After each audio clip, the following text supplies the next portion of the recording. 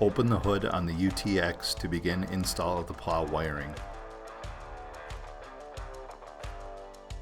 Find a suitable location on the upper frame between the coolant reservoir and grill support to mount the solenoid. Using the supplied hardware, mount the solenoid to the frame.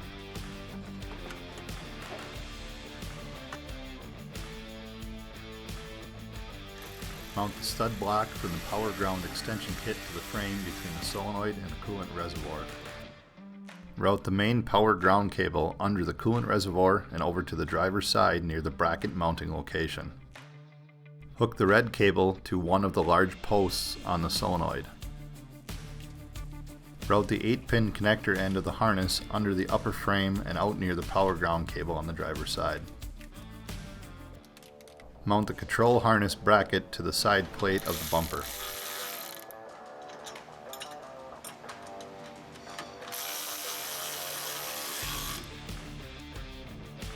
Attach the power ground cable to the side of the control harness bracket, ensuring to attach the dust cover lanyard to one of the bolts.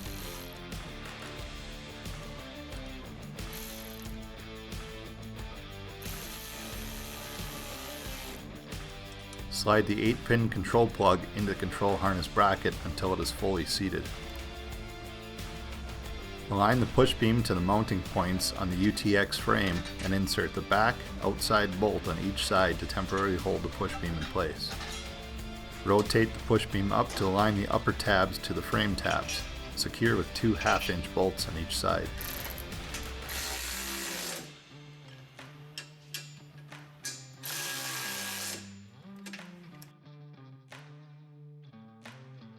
Add 2 additional bolts to the outer holes on each side, securing with nuts on the inside of the frame rails. Torque 1/2-inch bolts to 56 foot-pounds. Torque 3/8-inch bolts to 23 foot-pounds.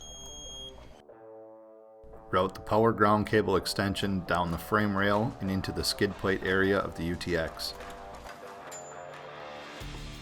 Attach the red cable from the power ground cable extension and the ring terminal of the fused red wire from the control harness to the other large post of the solenoid.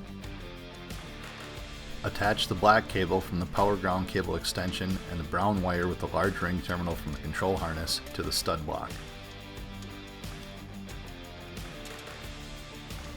Attach the brown wire with the small ring terminal from the control harness to one of the small posts on the solenoid.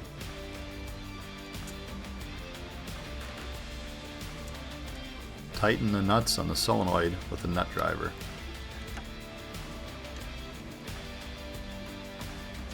Tighten the nut on the stud block.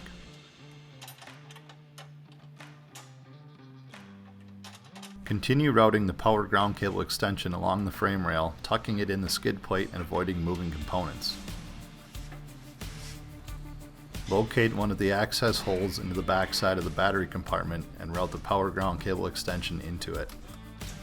Secure the power ground cable extension to the main wiring harness using zip ties. Mount the mega fuse bracket to the bottom of the underseat compartment on the driver's side of the battery. Attach the black cable of the power ground cable extension to the negative post of the battery utilizing a clamp bolt and tighten.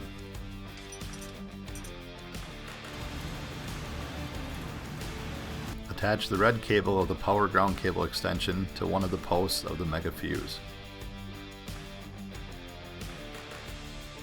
Attach one end of the red battery cable to the other post of the mega fuse.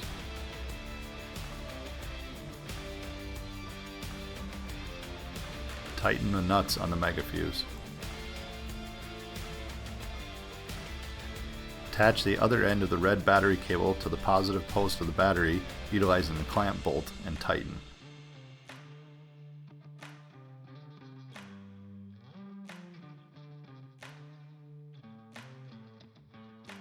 Locate the 12-volt ignition male spade connector labeled plow on the main UTX harness that runs under the coolant reservoir towards the passenger side.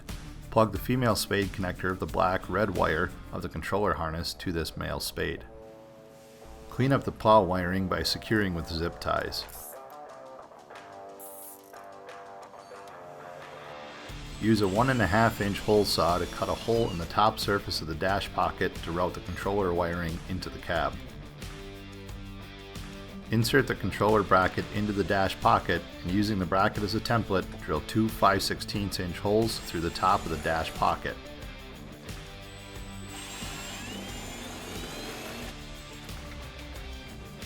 Secure the bracket to the dash pocket using two bolts.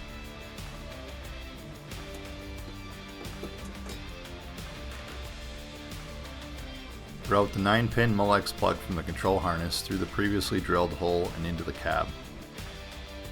Set the joystick controller on the bracket and secure using 4 panhead screws. Plug the joystick controller into the 9-pin Molex plug and tuck the wiring into the dash pocket.